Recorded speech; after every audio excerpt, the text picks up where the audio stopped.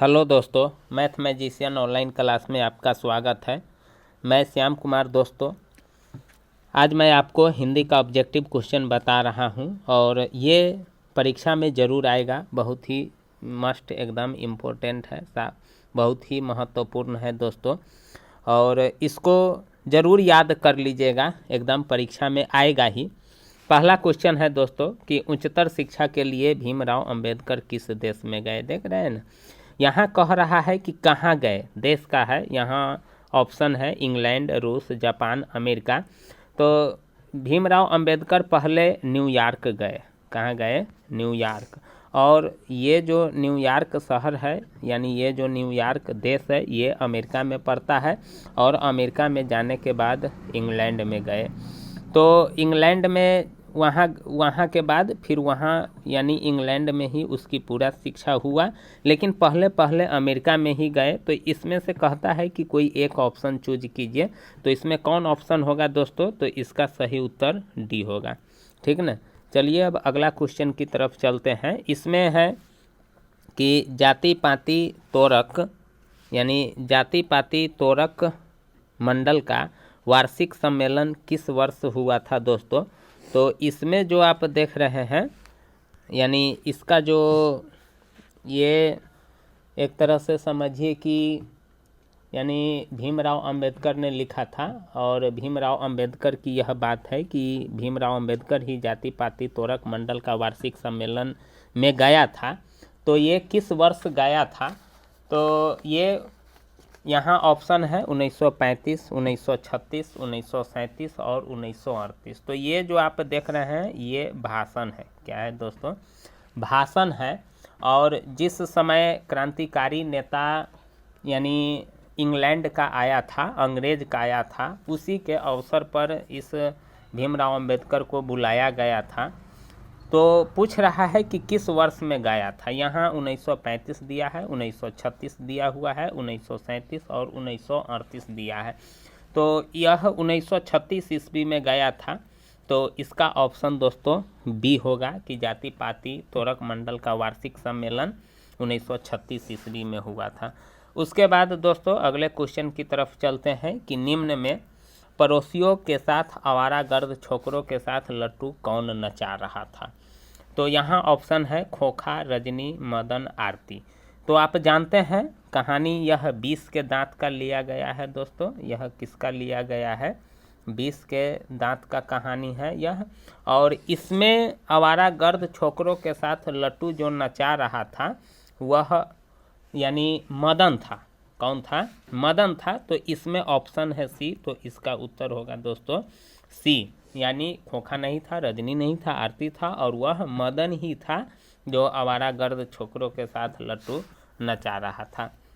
अब अगले क्वेश्चन की तरफ चलते हैं। यहाँ है कि भारत से हम क्या सीखे शीर्षक पाठ साहित्य की कौन सी विधा है? तो ये जो लिखे हुआ है यह मैक्स मुलर लिखे हुआ है। और जिस समय सिविल सेवा चयनित हेतु युवा अंग्रेज का जब आगमन हुआ तो उसके संबंध यानी उसी के संबोधन में यानी ये भाषण हुआ था।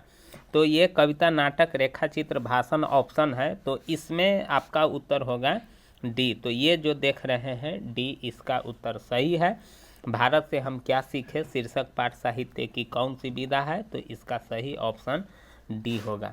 ठीक है दोस्तों, अब अगले क्वेश्चन की तरफ चलते हैं। अगला क्वेश्चन है कि चारू चंद्र लेख नामक उपन्यास किस लेखक की रचना है? ऑप्शन है हजारी प्रसाद द्विवेदी, उसके बाद अमरकांत है, यतीन्द्र मिश्र है और भीमराव अंबेडकर है। मतलब अर्थात यानी जो चारू चंद्र लेखक जो उपन्यास है उसको कौन लेखक ने लिखा था? हजारी प्रसाद ने लिखा था कि अमरकांत ने लिखा था कि भीमराव अंबेडकर ने लिखा था?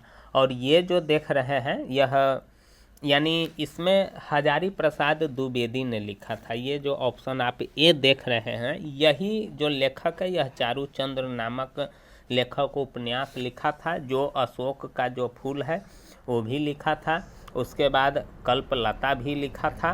तो बहुत सारे उपन्यास लिखा था दोस्तों। तो इसका ऑप्शन सही होगा ए। ठीक ना। चलिए अब अगले क्वेश्चन की तरफ चलते हैं। अगला क्वेश्चन है कि लेखक गुणाकर मूल्य की शिक्षा की भाषा क्या थी। यानी जो लेखक है गुणाकर मूल्य वो यानी उसका जो शिक्षा का भाषा था, हिंदी था कि मराठी था कि पंजाबी था कि गुजराती था। इसमें 4 गो ऑप्शन है और इस 4 गो में से आपको एगो चूज करना है। तो सबसे पहले आपको दोस्तों बता देते हैं कि ये जो गुणाकर मूल्य है, ये जो गुणाकर मूल्य है यह हिंदी था कि मराठी था कि पंजाबी था तो गुजराती था, तो इसका भाषा मराठी था। तो ये मराठी भाषा में लिखा भी था, तो इसका सही ऑप्शन बी होगा। इसमें जो आप बी देख रहे हैं तो लेखक गुणाकर मूल्य की शिक्षा की भाषा मराठी ही था। ठीक, चलिए अब अगले क्वेश्चन की तरफ चलते हैं।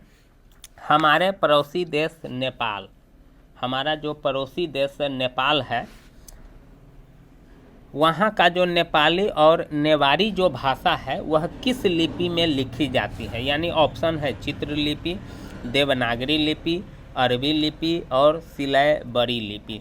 तो हमारा देश पड़ोसी जो नेपाल है वहाँ भी देवनागरी लिपि ही चलता है, तो इसमें आपका सही उत्तर हो जाएगा बी। यानी हमारा देश जो नेपाल है पड़ोसी, वहाँ जो नेपाली व नेवारी जो भाषा है वह देवनागरी लिपि में ही लिखा गया था, तो इसका सही उत्तर बी होगा। अगला क्वेश्चन है कि निम्न में जैन गणितज्ञ कौन है। तो इसमें दोस्तों आपसे पूछ रहा है कि जैन गणितज्ञ कौन है। तो यानी ऑप्शन है नंदीनाथ, कबीराचार्य, उसके बाद महावीराचार्य और शंकरदेव है। तो जो जैन का गणितज्ञ था वह महावीराचार्य है, इसका उत्तर सी होगा। ठीक ना दोस्तों, यानी ये महावीराचार्य जो है इसको जैन गणितज्ञ माना गया है।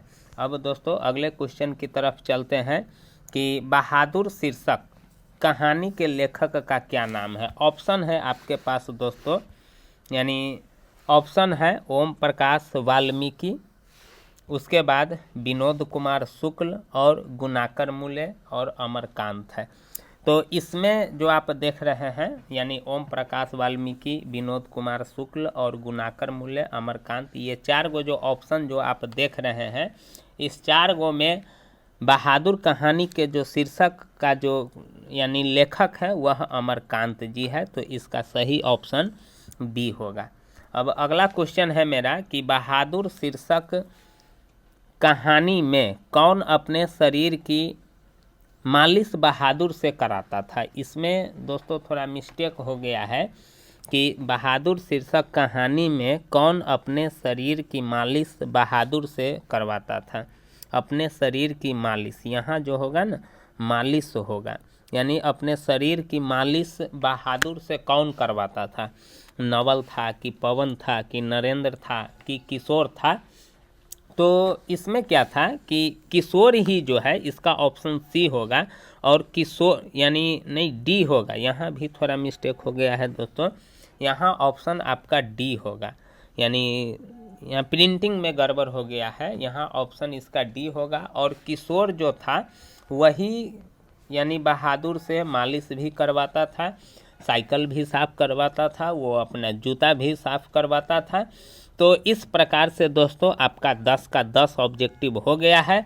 और इसी 10 ऑब्जेक्टिव में से आपको 8 ऑब्जेक्टिव निश्चित है कि रहेगा, इसीलिए दोस्तों इसको याद कर लीजिएगा। और आपको अच्छा लगे तो प्लीज़ चैनल को भी ज़रूर सब्सक्राइब कीजिएगा। थैंक यू, धन्यवाद।